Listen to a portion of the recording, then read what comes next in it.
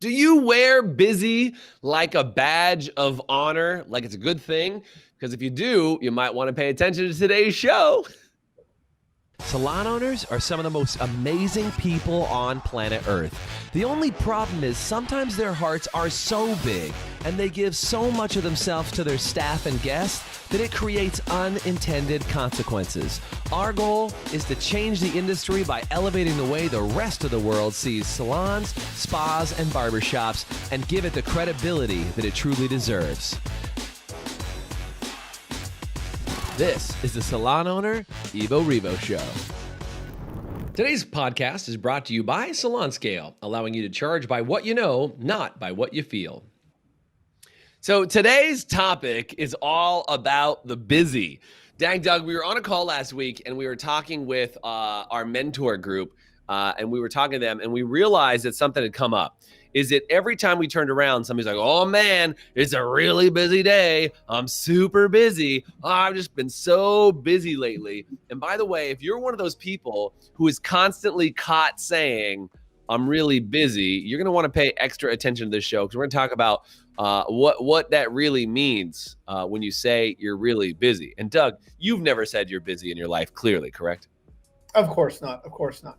No, I mean, I've definitely been guilty of doing it, and it's about getting that mindset shift because, the opposite of it, so I think the way most people were in our society are brought up or raised or conditioned to think, the opposite of busy is lazy. And so I don't want to be seen as lazy, so it's good to be seen as busy, but the problem is when I start thinking, so I think the problem is any busy is good. Is it busy? Is my plate? Yeah, there's no qualifier, right? It's just like, if you're busy, that's a good thing. And we as society have said, we've glamorized this idea of being busy because we think that being busy equals productive. Mm-hmm. Yeah, it's like the multitasking disease that started, I think it was first recorded in 1980 something. That's right. It's like people say that was a badge of honor too. So multitasking led to being busy. If I got all these, I'm twirling all these plates and I'm really good. But the problem is, and the things most people miss, they limit themselves because they get themselves busy and they don't have time to move themselves or their business forward to the next levels. So they get stuck in busy and then they end up getting depressed, and they get miserable and they get frustrated. And sometimes people quit what they're doing because they just got stuck in busy and didn't understand why it wasn't turning what they're, because no room to upgrade, right? No room to upgrade. I'm busy, busy, no room to upgrade. I think this is the one that gets me the worst, Doug, is that sometimes I have this happen is people will call me and they'll say, oh, Jason, I know you're so busy all the time. And I know that's why I haven't seen you lately or why I don't hear from you. Or, I just know you're such a busy guy. And I think they genuinely mean that as a compliment when they say I'm just busy all the time. But I don't necessarily want to be seen as a busy person. I mean, listen, a hamster running on a hamster wheel is busy. That hamster's busy. Busy not going a damn place. Right? And I think, and by the way, if you're guilty of this, would you do me a favor and just say guilty in the chat? I see I see Hallie in there says struggle's real. Help me get a balance and work smarter, not harder with just busy work, right? And I think that's part of it. And figuring out, that whole process, because I think, we can get stuck over and over again in this idea that like we wear busy, like a code of, what am I trying to say? I was gonna say code of honor, but like we wear busy like a badge of honor. That's what I was trying to say, right? We wear busy, and so many people get caught up in that cycle. So where does that come from, Doug? Like what's the actual, like you said, in the 80s, we talked about multitasking and that was like a really big deal, but where do you see busy as being something? And by the way, if you guys are in the chat, tell me in the comments below, where do people glamorize busy?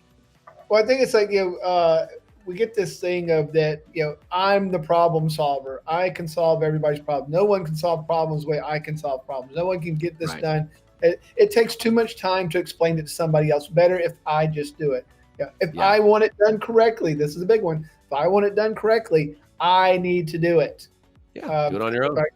Find a point of frustration. Well, I just got to take that back over. I got to do it. Doesn't matter. I'm busy anyway. What's a little busier going to do?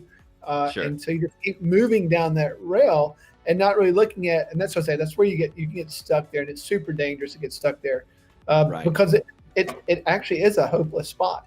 if you've busied yourself out to capacity, then no, you're not going to be able to upgrade your level of business. You're not going to be able to upgrade your life to live that thing that you've probably started a business to live, and you can't get there because you got stuck in a busy platform.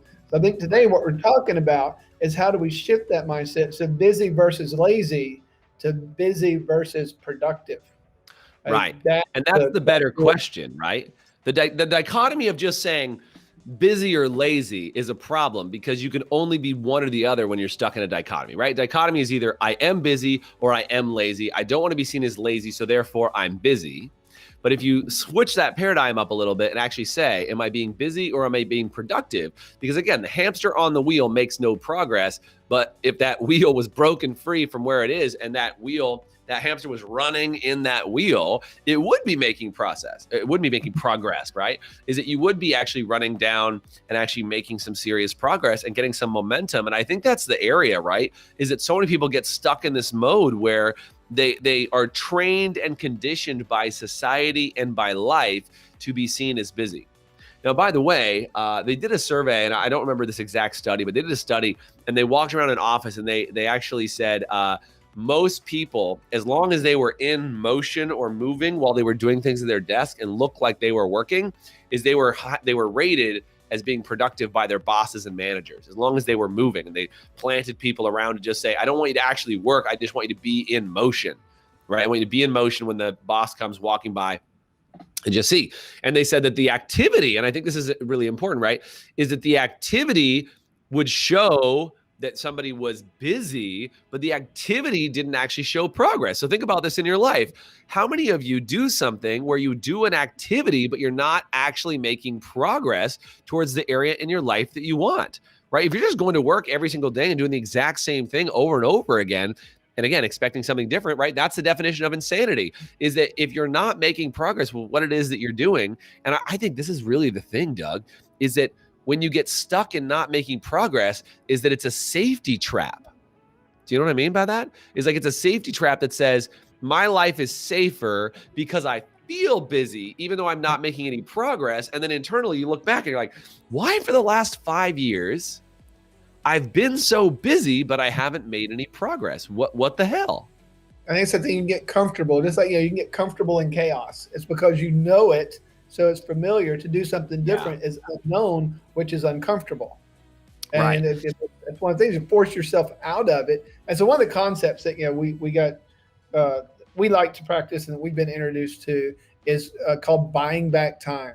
So how do you go about that process of buying back where areas? Because it's like you talk to people, like, well, I got caught up running this. So it's personal and business, that those things just get weaving together, especially as business owners get so weaving together with each other that I'm just overwhelmed by business. So where could you start buying back some time? So then, and then with the time that you buy back, how do you upgrade that time? So how do I do a higher level thing? It's like the hamster say, if he got where he was hooking other gears to his wheel, so when he runs, he's turning multiple other things without him having to actually physically. Great analogy.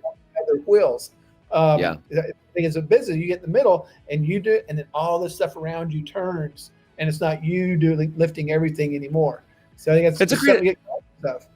That's a great analogy, man. Talking about every time you add a team member, it's like adding a gear. I've talked about this all the time in doing video production and even being able to do the podcast like we're doing today, is that you and I are going to spend 30 minutes on the podcast, 15, 20 minutes, maybe even an hour by the time it's all said and done. We're going to spend time in this podcast, and then it's a gear because people can watch the podcast over the course of the next couple of days and over the next couple of weeks, and it's amplifying time. It's buying back time, right? Is that all of a sudden you've now got more things going for you, just like on social media. When you guys post on social media and you post a tutorial video for your salon, or you post a photo or a graphic or something, that's doing work for you while you're not there. That's actually more productive time, to Doug's point, that you've bought back, and you've done something that carries a point of leverage or becomes an amplifier or a megaphone for what it is that you do. You're buying back your time. Now, that could be with a person. It could be with a software tool. It could be with a social media tool. But either way, it allows you to amplify your time. And so what I used to tell people about videos is that if I put out one 5-minute video and it's viewed 500 times, which 500 is a lot, but I'm just saying, if I can get a video that's a 5-minute video that gets viewed 500 times, that equals a 40-hour work week. So think about that. You put a 5-minute tutorial out of the salon or a tour or something like that, gets viewed 500 times. That equates to a 40-hour work week. So what if I put out 5-minute videos a week? Well, that means I got 5 work weeks done. Well, the average person does 1. And I think to your point, Doug, on upgrading your time, is that you got to ask yourself, where can I spend my time that I'm the most effective? And you and I have talked about this before. I love this analogy. We're going to talk to you about the Superman analogy. We got to take a quick break. When we come back, we're going to talk about where do you spend your time to be the most effective use of it? How do you find time to be in your genius? We're going to talk about how to do that. We're going to talk about the Superman analogy all when we come back from this short break. Be right back. Hey, HPSA listeners, let me ask you this. Are you tired of not knowing what your hair color is costing you on every appointment and watching it chew up your profit? Well, with Salon Scale, we take the guesswork out for you. Using a mobile app paired with a Bluetooth scale, Salon Scale will tell you exactly what your color is costing you on every bowl mix down to the gram. As you mix, Salon Scale will also digitally store your formulas and track how much product is being used in real time, so you can manage your inventory, cover your expenses, and generate more profit in your salon. Use promo code HPSA10 to get 10% off an annual subscription. Salon Scale, the new standard for mixing color. Man, speaking of scalability, is like, how much time will it take you to measure, track all that information, put all that inside an Excel spreadsheet and manually calculate it? Big shout out to our sponsor, Salon Scale, for what they do. We've had so many salons, hundreds of salons that are now making between $25,000 and $75,000 in new revenue per year. $25,000 to $75,000 in new cash per year, thanks to what we're doing with Salon Scale. If you want details on Salon Scale, I'm happy to send you the info. Do me a favor, just send me a DM and say Salon Scale, and I'll send you over a quick video that shows what the heck we're doing to get people $25,000 to $75,000. And if you don't believe me, say Salon Scale, and I'll send you the damn video. I promise I'll make a believer out of you after you see it. So Doug, we were talking about busy versus productive. We were talking about a lot of people just see it as busy versus lazy. And this entire concept of busy being a badge of honor that people wear really has a lot to do with where you spend your time. We were talking about, how do you buy back your time? Where do you spend your time so you can buy it back and make sure that you're in the most productive use of your time? Because to your point, if you buy somebody to replace your time, then you just go catch a couple movies, probably not the same use of time. No, this isn't buy your time back to go watch some Netflix and binge watch the latest series. This is, how do you buy back your time and be productive? I want to talk about this Superman analogy that I heard a long time ago, and it stuck with me. And I don't even remember where I heard the Superman analogy because it's been such a long time. I wish I could give more credit to it. But the Superman analogy was, is that Superman can go to the grocery store and pick up groceries, right? Like, if Superman, by the way, if you think Superman could go to the grocery store and pick up groceries, do me a favor and say Superman in the chat, right? So Superman could do that. Totally fine. And most of you guys know Superman should probably not be getting groceries. That's probably not the best effective use of his time. Although he's hungry, he's got to eat. What's he got to do? Maybe he gets grocery delivery. Maybe he orders online. Maybe he's got an assistant. I don't know. But let's say Superman should not be getting groceries, okay? So the other thing is that Superman can also, if there is a bank heist, I know there's a lot of bank heists these days, but you know what I'm saying. Let's say Superman's in a bank heist, and there's bank robbers coming out, and they're shooting bullets at him, and Superman pops off his chest, and pew, pew, pew, pew, all the bullets fly off Superman's chest, and he stops the bank robbers. Is that a better use of Superman's time? If it is, do me a favor and say yes in the chat. Pretty sure it is. It's a much better use than Superman getting groceries, because Superman can stop bullets, okay? But let's say there's a meteor hurling towards the Earth at 1,000,000 miles an hour, and the only person who can stop this meteor, because it's too late to fire missiles, it's too late to do anything else, the only person who can stop this speeding meteor from smashing into the Earth and killing all of humanity is who, Doug? Superman. Superman, right? So it's Superman. That's the only person who can stop it. And he flies up, saves the day, blows the comet into little bitty pieces, and it misses the Earth, and we all survive. Woohoo! Because that's a Superman-only task. Superman-only task. See, police officers might have been able to stop the bank robber, but police officers can't jump into space and smash up this comet. So my question for you is, in your salon, what are the Superman, or probably a better way to say that is Superwoman, super lady, tasks that you can do inside the salon? What are the things that you as a salon owner get to spend your time on that are worthy of your time, that everything else that's not a Superman or Superwoman task, you can start finding ways to upgrade? Doug, you and I have a call every single week called the Superman session, right? You and I have Superman sessions every single week, and we do only the things that you and I can do inside the business. We're like, look, we're the only people who can brainstorm this or create this or build this new thing. Like, that's what we can do. And in theory, almost everything else we do in the business, we could delegate to other people. Now, I want to be clear. Doug and I spend about 4 to 5 hours a week on our Superman tasks, right? 4 to 5 hours a week of just Doug and I spending the time on our Superman tasks. And it's the stuff that only we can do. And we really work to make sure that nothing invades that time unless it's something that only he and I are available for. So my question to you is, as a salon owner, as you're watching this, or even if you're a stylist or just if you're running your business, what are the things that as a salon owner you do that's like getting groceries, picking up color, going to the distributor? What would be some other things, Doug, that you think are the lower value tasks that a salon owner often that you coach gets caught up in? Yeah, well, I mean, the supply store, going to Sam's, picking up, running errands because it just needs to get done. They get caught up doing those things, like getting stuff for a meeting, getting stuff for an event that you're doing. It's like finding people that can do those things and take those things off of your plate. Inventory. It's like it's just training people up to get those things done so that it moves quicker, and then you're freed up to now, how do I elevate my time? How do I take that to the next level? And so at each level, you're going to, so it even start even like a stylist. You're busy trying to do too many things before you have to be at work. So you end up being late for work half the time, or you're stressed out when you get to work. What would it take for you to hire somebody to do some of those things for you in the morning that would take that off the plate so you'd be more prepared when you showed up at work? So I want to tell you a couple other things about outsourcing your time and ways that you can make sure that you get your time back, because I think this is one of the traps so many people get caught up in. Is that what can end up happening? And Doug, I see this all the time. Like I don't have it right here, but I have like I do like meal prep food, but I don't want to spend the time meal prepping. Okay. So I order from a company, they meal prep the food, they send it to me, and then I just have food ready to go. All I have to do is heat it up and I'm done. But a lot of times what happens is when I talk to people, they go, ooh, and like each of these meals costs like $11, right? $11 for each of these meals. And people will tell me things like, they'll go, well, wait a second, Jason, I could make that for less than $11. Okay, well, think about this for just a second.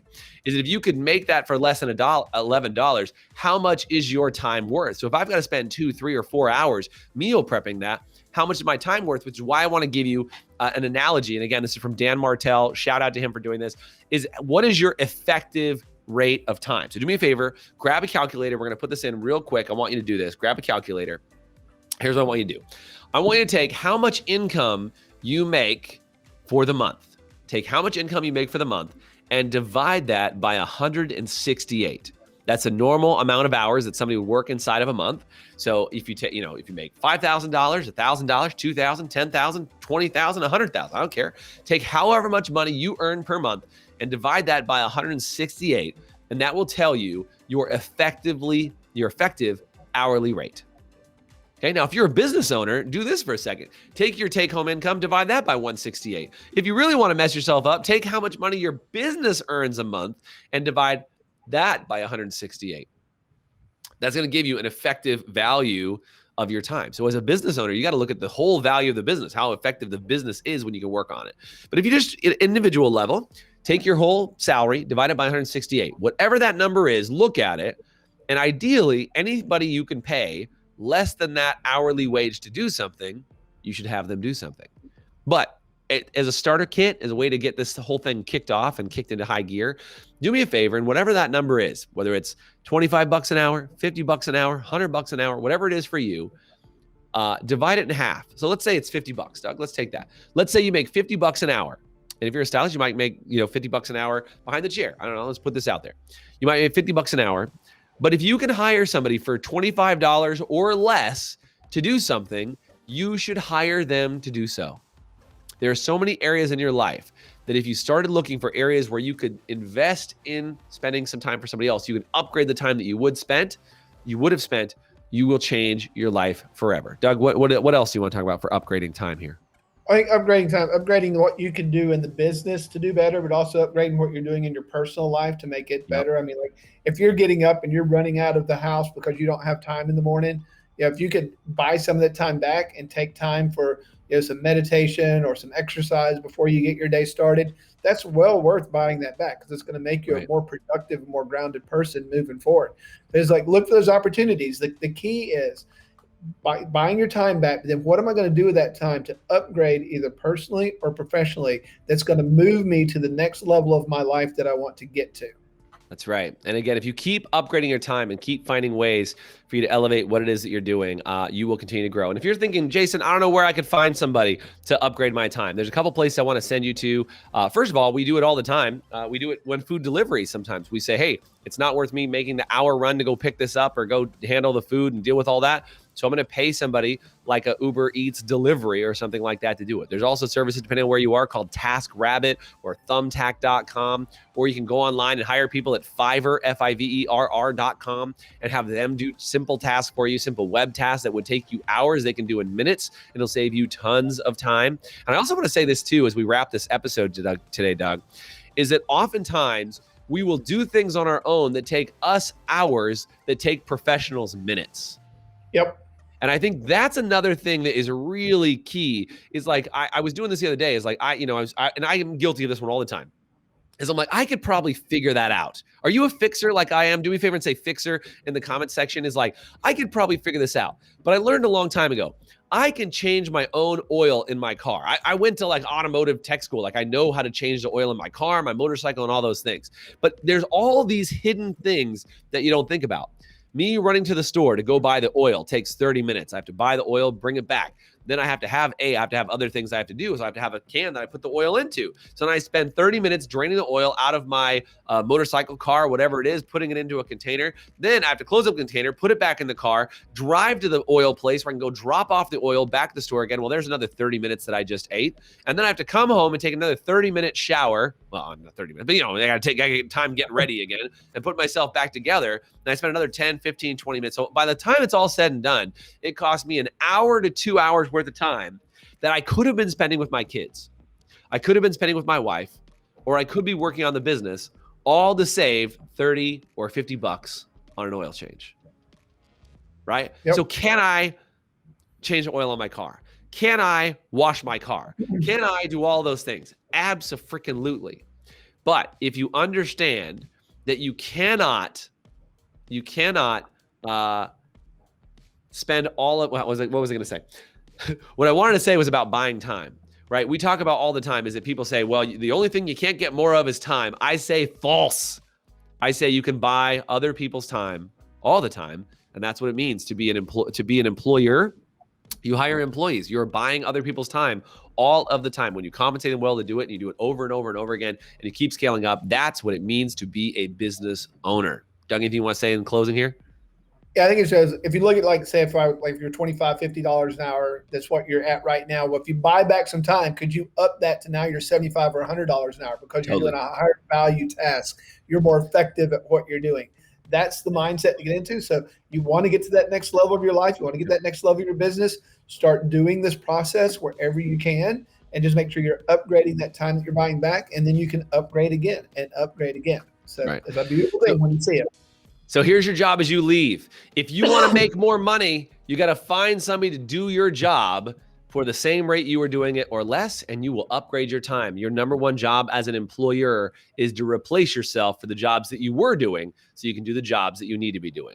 Thanks for joining us on today's podcast. Hope you had a great day. Thanks for sticking with us, and I hope you enjoy everything. If you want more help for your salon, do me a favor and send me a DM on any platform and just say, I need some help, and I would be glad to serve you, talk with you, find out about how we can help grow your salon, because I want you to get out of being busy and get into being productive. Thanks, guys. Take care, guys. Later. Thanks for listening to the Evo Revo Podcast. Today's podcast was brought to you by Salon Scale, allowing you to charge by what you know, not by what you feel. Please subscribe, leave us a review, and you can always get more information, including show notes and the video episodes at evorevopodcast.com.